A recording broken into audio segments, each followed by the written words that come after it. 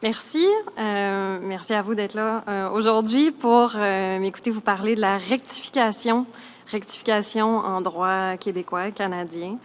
Donc, programme assez chargé, alors je vais débuter sans plus tarder.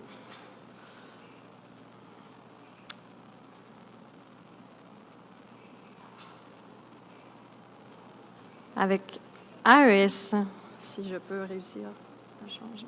Bon, voilà. C'est bon, merci. Donc, la rectification, d'abord, en quelques mots, qu'est-ce que c'est? C'est un recours judiciaire qui nous permet d'arrimer des écrits avec l'intention des parties. C'est un recours qui tire sa source du droit des obligations, mais également du droit fiscal. Par contre, toutes les rectifications n'ont pas nécessairement un volet fiscal, mais pour aujourd'hui, on va se concentrer sur les dossiers qui touchent à la fiscalité. L'arrêt phare en matière de rectification, c'est AES, rendu par la Cour suprême du Canada en 2013. AES, rapidement, là, le problème sous-jacent dans cette affaire-là, c'est une question de calcul du PBR dans le cadre d'un remaniement de capital à l'article 86. Les grandes lignes, les enseignements d'AES, ce que la Cour suprême est venue nous dire, c'est que la primauté de l'accord de volonté, en fait, l'accord de volonté prime sur l'écrit. Donc, ce que les parties entre elles ont convenu de faire, si ce n'est pas correctement reflété dans l'écrit, on va être autorisé, sous certaines conditions, à modifier l'écrit pour qu'il reflète l'intention d'origine des parties. Donc, un écrit qui est erroné peut être rectifié et suite à cela, on va appliquer nos conséquences fiscales à l'écrit qui reflète les rapports juridiques véritables convenus entre les parties. La Cour mentionne également que l'erreur en fait qui survient peut être une erreur induite par des conseillers professionnels et également que le recours en rectification et le recours en annulation peuvent coexister. Donc, une erreur qui pourrait être, selon notre droit civil, une source d'annulation d'un contrat peut également être une erreur qui permet de procéder à une rectification. Donc, ce n'est pas un ou l'autre, c'est deux recours qui peuvent coexister. Dernier point très important relativement à AES, le fisc n'a pas de droit acquis au bénéfice d'une erreur. Donc, phrase classique qui nous provient d'AES. Dans cette affaire-là, les contribuables ont été autorisés à modifier le PBR parce que le PBR, selon la Cour suprême, était une donnée qui était déterminable au moment où la transaction a eu lieu et l'erreur dans le calcul est une erreur qui a réellement été induite par les comptables, de sorte que la transaction ne reflétait pas ce que les parties voulaient réellement faire. Quelques années après AES, la Cour suprême du Canada s'est à nouveau penchée sur le droit de la rectification dans Jean Coutu. Jean Coutu, la trame factuelle, je vous la résume rapidement. Donc, l'objectif de Jean Coutu, lorsqu'ils ont entamé leur planification fiscale, était de neutraliser les fluctuations du taux de change, et ça, sans conséquences fiscales défavorables. Cependant, le résultat a été tout autrement. Donc, en effectuant la planification, oui, ils ont réussi à neutraliser les conséquences néfastes de la fluctuation du taux de change, mais ils ont créé un autre problème qui n'avait pas été anticipé au départ, donc un problème de FAPI, de REA-TB. Ce que la Cour suprême nous dit, c'est que dans ce cas-là, le REA-TB, ce n'est pas quelque chose auquel les parties avaient pensé au moment de faire la planification. Donc, personne ne l'avait vu, personne n'y avait pensé, mais malheureusement, c'est arrivé. Au niveau fiscal, ce que les parties voulaient faire, c'est simplement de ne pas engendrer de conséquences fiscales défavorables par leur planification. Ça, pour la Cour suprême, c'est pas suffisant, c'est pas une intention qui est suffisamment précise, déterminée, donc ça ne suffisait pas pour permettre la rectification de l'écrit. Il faut vraiment s'être arrêté à une conséquence fiscale précise. La Cour, au passage, nous mentionne également qu'il est important de que les deux systèmes, donc la common law et le droit civil, dans la mesure du possible, mènent à des résultats similaires. La Cour nous dit également qu'on peut, chemin faisant dans le cadre d'une rectification, on peut faire plus que simplement corriger des erreurs d'écriture, de simples erreurs dans un chiffre, dans un nom, mais on peut même aller jusqu'à insérer des opérations dans une transaction si, chemin faisant, on vient combler un vide dans le texte, on vient, en insérant l'opération, on vient rendre la transaction conforme à l'intention initiale des parties. Ça, la Cour suprême a été unanime sur cette question-là, donc tant les juges majoritaires que les juges dissidents. Donc, la Cour nous dit aussi qu'on ne peut pas faire une planification fiscale rétroactive en utilisant le mécanisme de la rectification. Est-ce que, suite à Jean Coutu, c'était la fin des rectifications au Québec et au Canada? Eh bien non. La Cour suprême a vraiment délimité les paramètres, établi un cadre, mais il y a eu plusieurs dossiers de rectification après Jean Coutu, donc je vais présenter certaines de ces décisions-là. La première, qui est l'affaire Crean, qui est une décision qui a été rendue par la Cour en Colombie-Britannique, dossier où il était question d'une vente d'actions entre deux frères. Donc, deux frères qui est actionnaire 50-50 d'une société. Un des deux frères veut se retirer, souhaite donc être racheté par le frère restant. Les deux frères s'entendent sur un plan, donc on a un term sheet qui avait été convenu entre les parties. Selon ce plan-là, la transaction devait être, dans la mesure du possible, planifiée de sorte que l'actionnaire qui se retire réalise un gain en capital.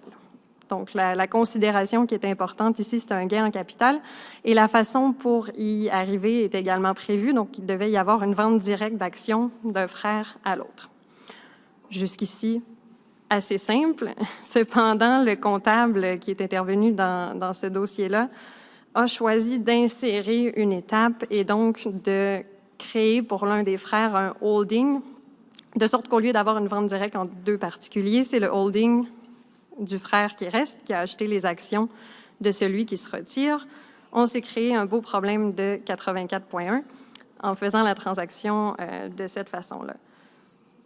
Ici, il y a énormément d'emphase qui a été mise lors de l'audition sur quelle était l'entente préalable intervenue entre les deux frères. Donc, ce type de dossier-là, c'est souvent un dossier où les faits vont prendre toute la place. Donc, c'est extrêmement factuel. Puis, d'un dossier à l'autre, le résultat peut varier en fonction de ce qui est mis en preuve devant la Cour.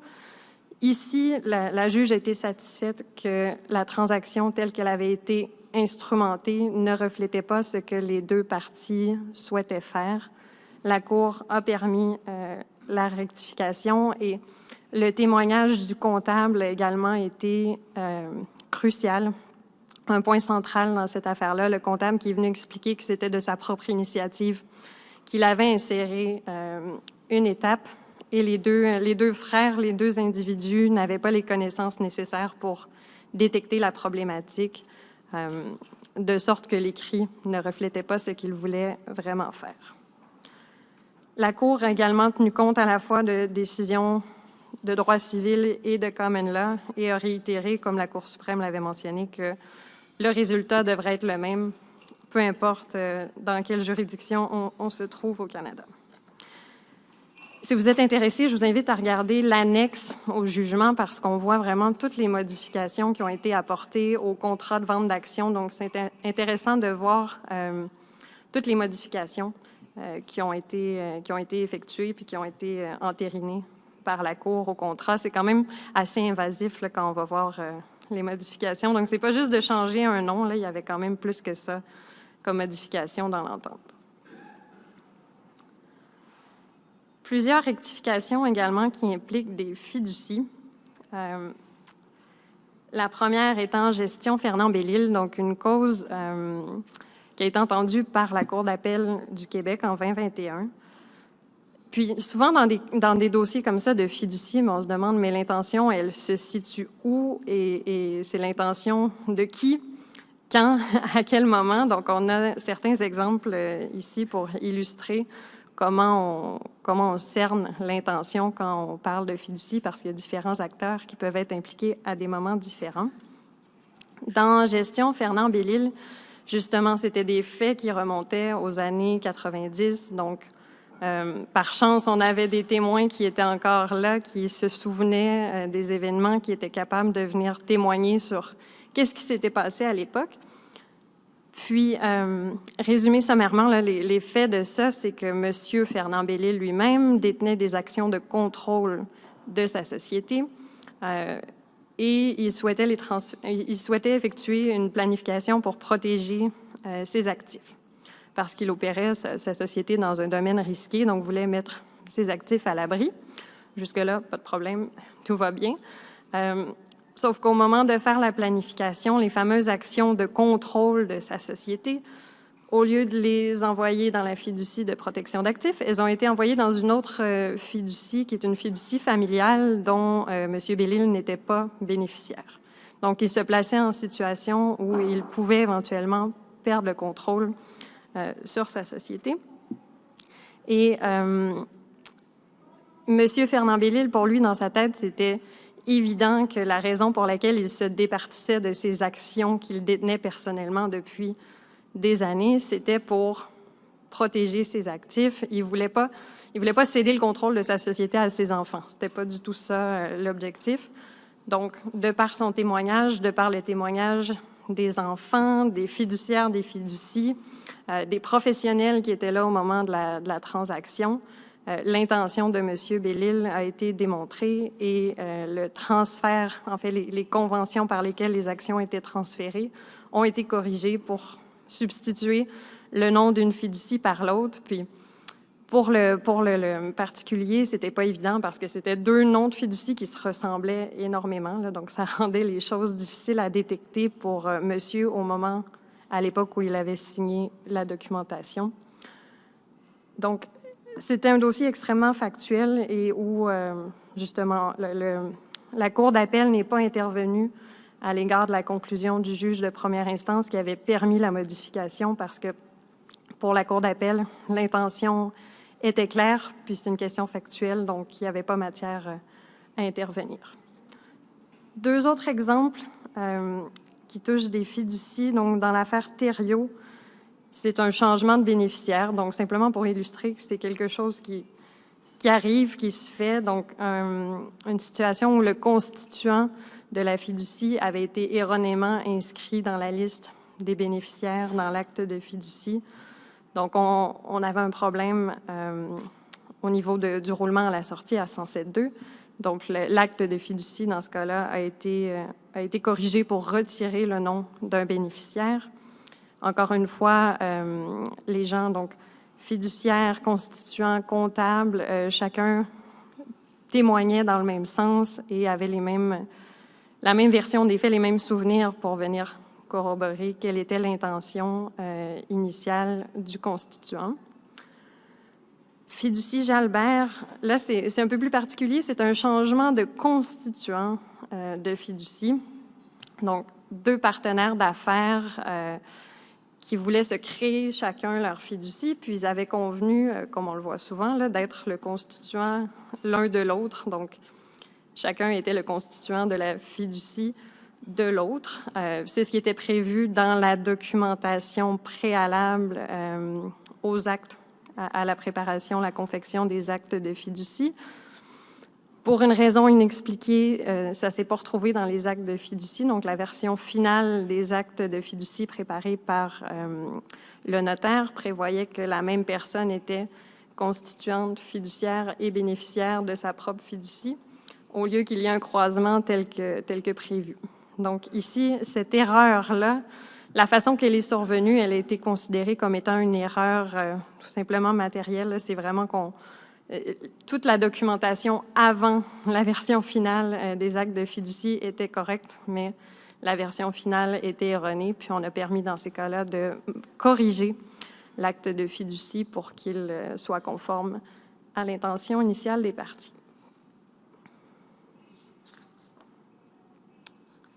Un petit mot sur les rectifications étrangères, qui est une situation qu'on voit un peu moins souvent, mais une décision intéressante de la Cour d'appel fédérale en 2017 qui vient un peu discuter, mais quel est l'impact si on a un groupe de sociétés qui fait des affaires que des sociétés étrangères affiliées qui se retrouvent à l'international, si on a un jugement, une ordonnance d'un tribunal étranger qui est obtenu par une société étrangère affiliée, ordonnance qui prévoit la rectification de résolutions corporatives, résolutions qui concernent également l'entité qui est située au Canada. Donc, quel est le poids qu'on doit accorder ici au Canada sur une décision en rectification obtenue à l'étranger? La Cour, ici, nous dit qu'une ordonnance comme ça, étrangère, selon le Code civil du Québec, 2822 du Code, fait preuve des faits qu'il contient, mais la Cour a déterminé que cette ordonnance-là n'était pas opposable au ministre. Le ministre était un tiers dans cette affaire-là, n'était pas présent, évidemment, au moment où l'ordonnance a été obtenue à l'étranger. Donc, l'effet de l'ordonnance, en fait, c'est que de l'ordonnance étrangère, c'est que les faits qui sont dans cette ordonnance-là doivent être considérés par le juge du fond. Puis là, justement, l'affaire a été renvoyée pour étude au fond parce qu'on était à un stade préliminaire là, au moment où cette décision-là a été rendue. Donc, ce n'est pas automatique, même si on obtient un jugement à l'étranger, que celui-ci va s'appliquer ici et qu'il sera opposable aux autorités fiscales. Quelques mots maintenant sur l'annulation.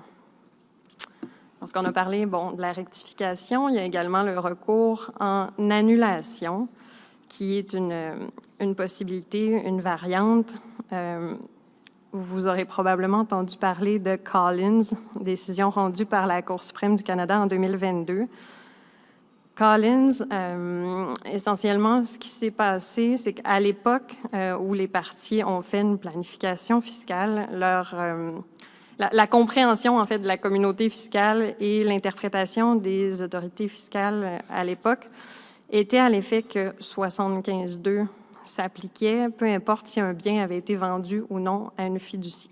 Donc, les parties s'appuyaient là-dessus pour volontairement déclencher 75.2 dans le cadre de leur planification fiscale. Puis, au moment où le plan a été conçu, c'était ça la compréhension, c'était ça l'état du droit à ce moment-là. Donc, le plan, cette journée-là, ce jour-là, à ce moment-là, fonctionnait. Cependant, quelques années plus tard, en 2012, il y a l'arrêt Summerer qui est rendu par la Cour d'appel fédérale. Et là, la Cour nous dit 75.2 ne s'applique pas si un bien est vendu à la fiducie, ce qui venait changer l'interprétation que les gens avaient de la disposition.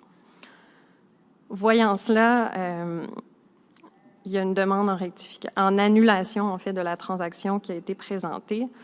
Et cette demande-là a été rejetée par la Cour suprême du Canada. Puis ici, ce que la Cour nous dit, c'est que ce que les parties ont réellement convenu de faire, c'est ça qui est reflété dans les écrits. Donc, il n'y avait pas de divergence entre l'intention des parties, les écrits. Il n'y avait pas d'erreur qui permettait ici de donner ouverture au recours en annulation.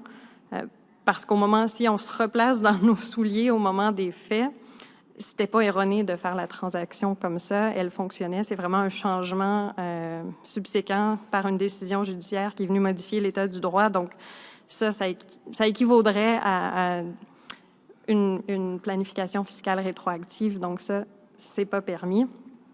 On s'est demandé à ce moment-là si la décision serait la même au Québec, donc en vertu de notre Code civil du Québec. Parce que nous, on a l'article 1407 du Code civil qui est l'erreur vice de consentement.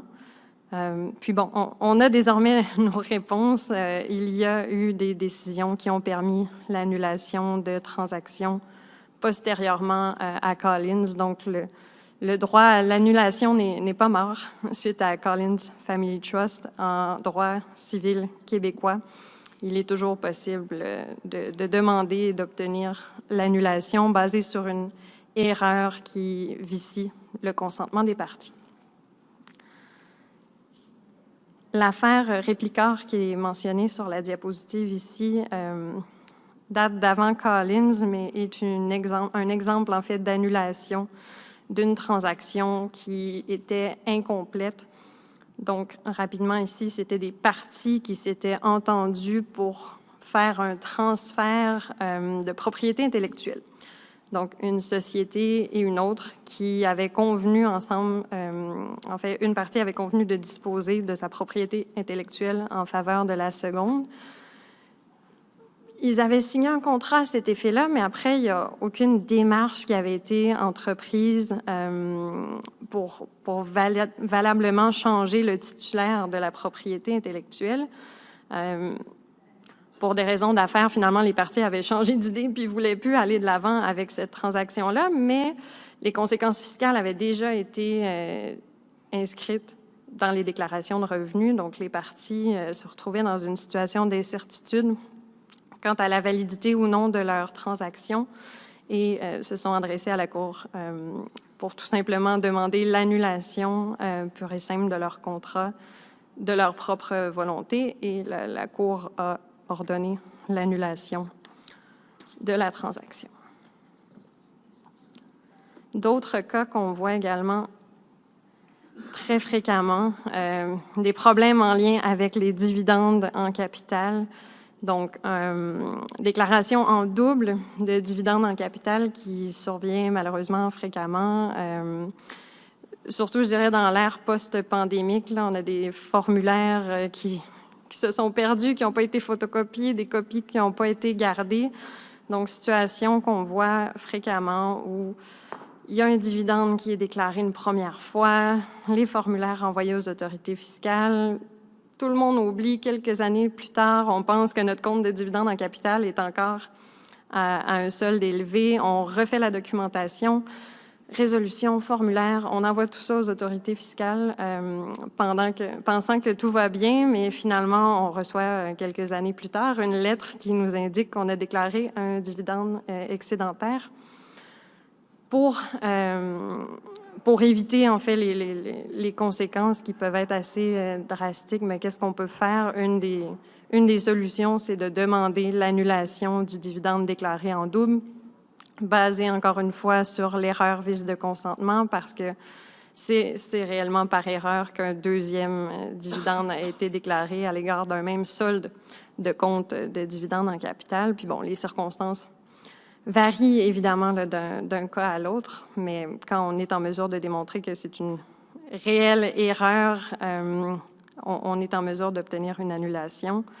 Même chose si on se trompe sur le calcul. Donc, parfois, il peut y avoir des pertes en capital antérieur qu'on a oubliées. Souvent, je vois également des cas de fusion de sociétés. Puis là, on a oublié de tenir compte des gains ou des pertes d'une des entités fusionnées avant la fusion. Ça aussi, c'est des situations qu'on peut venir corriger, évidemment, dans le respect des critères applicables, mais c'est une situation qu'on voit malheureusement assez souvent. Il y a également des remèdes dont on parle peut-être un peu moins, mais qui se retrouvent dans la loi sur les sociétés par actions et dans la loi canadienne sur les sociétés par actions, qui nous permettent de corriger certaines erreurs qui se trouvent dans les livres et les registres des sociétés. Correction d'une erreur d'abord aux articles 458, 459 de la loi sur les sociétés par actions. On a indiqué ici 2 exemples de cas où on s'est appuyé sur ces dispositions-là pour demander une correction. Dans le premier cas, Filtrum, c'est une erreur de séquence. En fait, le plan prévoyait la modification des statuts corporatifs de la société pour ajouter une nouvelle catégorie d'actions et ensuite un versement de dividendes sur cette catégorie nouvellement créée. Dans les faits, ce qui s'est passé, c'est à l'inverse. Donc, on a déclaré un dividende en premier alors que les actions n'existaient pas encore, puis on a modifié les statuts par après. Donc, ce que la Cour a permis ici dans Filtrum, c'est en fait de faire rétroagir la modification des statuts pour qu'elle intervienne avant le versement du dividende et donc pour qu'on verse un dividende sur une catégorie d'actions qui existait bel et bien au moment de la déclaration. Dans Philippe Trépanier, la problématique concernait la loi sur la CSST, donc le contrôle de la société qui devait être par la société plutôt que personnel, puis on avait fait une erreur dans l'inscription de l'actionnaire, donc au lieu d'être gestion, Monsieur Trépanier, c'était Monsieur Trépanier lui-même, donc ça, on a permis, basé sur ces articles-là, de faire la correction. Le deuxième point, correction des statuts, articles 246, 250, ça, c'est les articles de la loi canadienne sur les sociétés par action, qui prévoit 2 mécanismes. On peut demander une correction directement au registraire et dans certaines situations, il faut passer par le tribunal. Les situations sont prévues dans la loi.